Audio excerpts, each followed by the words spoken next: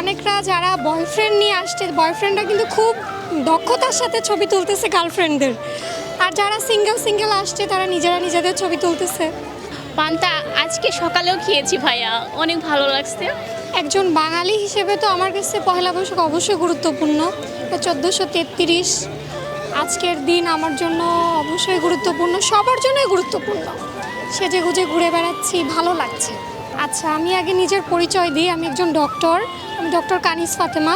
সকাল থেকে আমি আসলে হসপিটালে ডিউটিতে ছিলাম, ওটি করছি, তারপর অনেক টায়ার্ড ছিলাম। তারপরেও আসলে মানে বাসায় এসে রেডি হয়ে বের হওয়া, এটাই তো আনন্দ। আমার ছোট বোন আছে, ওর বান্ধবী আছে সাথে, সবাইকে দেখতেছি, সবাই অনেক সুন্দর করে সেজেগুজে ঘুরে বেড়াচ্ছে, ছবি তুলতেছে, দেখতেই ভালো লাগছে। আর নিজেও ছবি তুলতেছি আর এইগুলো এনজয় করতেছি। অনেকরা যারা বয়ফ্রেন্ড নিয়ে আসছে, বয়ফ্রেন্ডরা কিন্তু খুব দক্ষতার সাথে ছবি তুলতেছে গার্লফ্রেন্ডদের।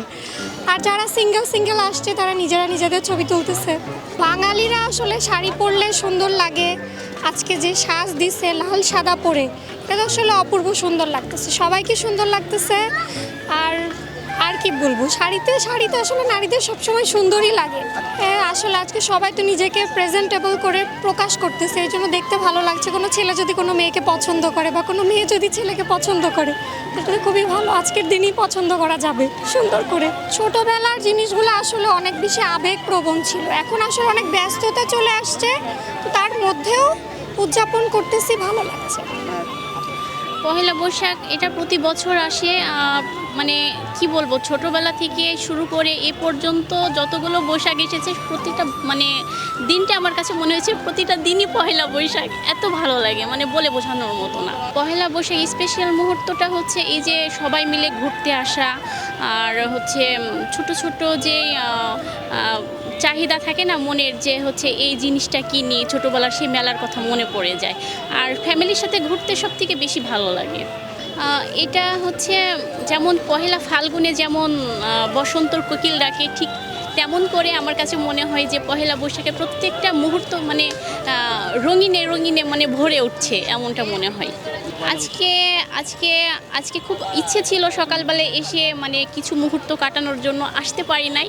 মানে এই বিকেলে আসার পরে কিন্তু আমার কাছে অনেক ভালো লাগছে, কারণ মানে প্রকৃতির যে মানে দৃশ্যটা, মানে সূর্যের মানে সব কিছু মিলাই অনেক ভালো লাগছে।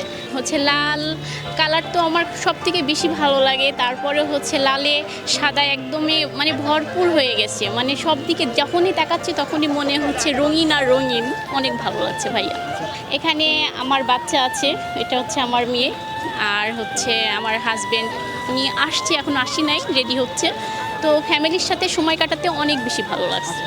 আরও বাকি যেই নারীগুলো আছে তাদের প্রত্যেকটার মানুষের মনের চাহিদা বলেন, ভালো লাগা বলেন, সবার একই ক্ষেত্রে মানে আমার কাছে মনে হচ্ছে একই রকম। পান্তা ইলিশ এটা মানে কি বলবো, এটা আমাদের বাঙালির ঐতিহ্য। তো আমাদের হচ্ছে সকালবেলায় যদি বৈশাখীর মেলাতে যদি পান্তা ইলিশই না খাই, তাহলে তো আমার মানে মনে হবে সারাটা দিনটাই ভালো কাটবো না, এমনটা মনে হয় ভাইয়া। পান্তা আজকে সকালেও খেয়েছি ভাইয়া, অনেক ভালো লাগছে। পান্তা ওরকমভাবে তো খাওয়া হয় না, মানে ওই 2-1 বার এরকম।